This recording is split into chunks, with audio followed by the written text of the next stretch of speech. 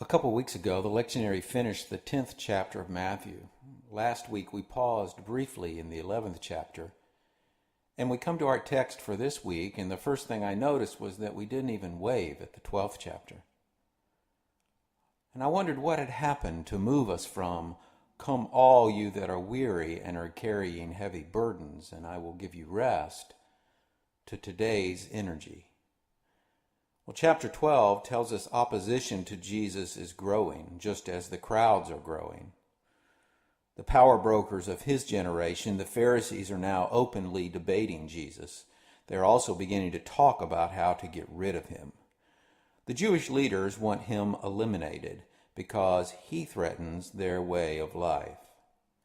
In the midst of this developing drama, Jesus invites the disciples and the crowd gathered into a heart-opening and expanding understanding to search for and to expand their view of God and the connection they can have with God.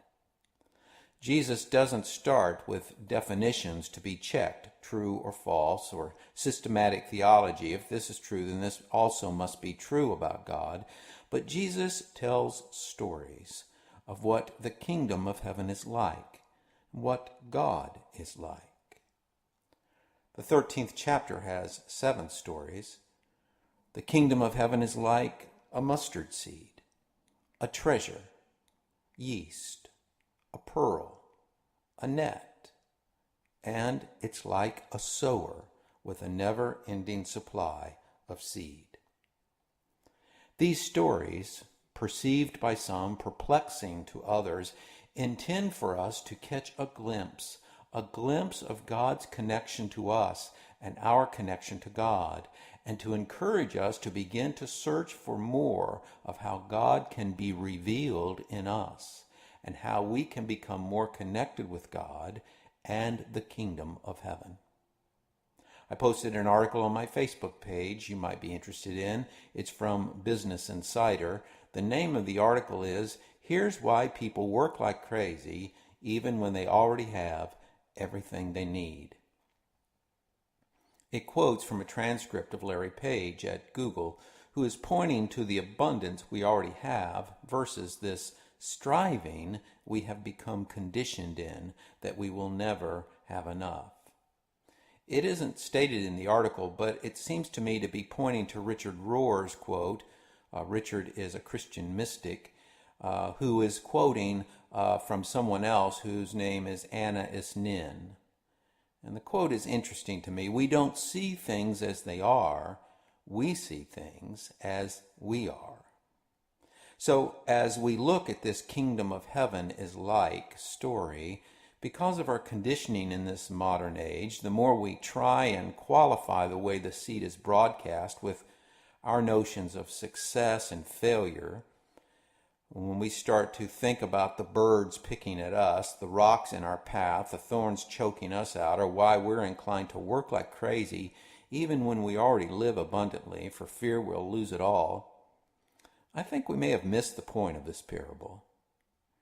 If the focus of the parable isn't about us as types of dirt or hazards in our midst, but the focus is on the sower, this becomes a new way to look at the world and God in the world, and the search to know more of God in us and others, and to catch a glimpse of what the kingdom of heaven is like. Today in our gospel, the kingdom of heaven is like a sower, Jesus said, who broadcasts seed everywhere. And where the seeds land is anyone's guess. A sower who has an abundance of seed and continually sows on the good soil, of course, but also on the path and amongst the weeds and even in the stones. Where all the seed is good, even knowing there are outside forces that hinder the seed's goodness and holiness. Yet each seed has the potential of abundance as a high return of 100-fold.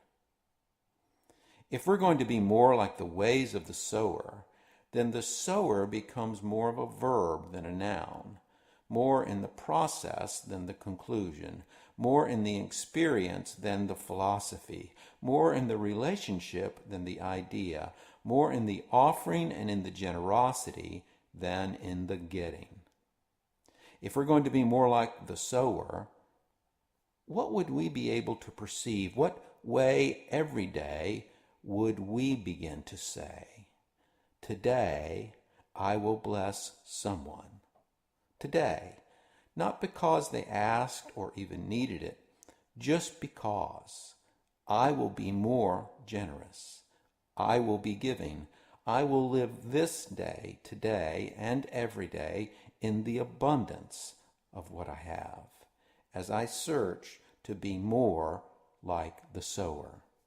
I will continually sow on the good soil, of course, but also I will be generous and sow on the path and amongst the weeds and even on the stones, remembering that every seed of goodness and holiness has the abundance possible of 100-fold potential.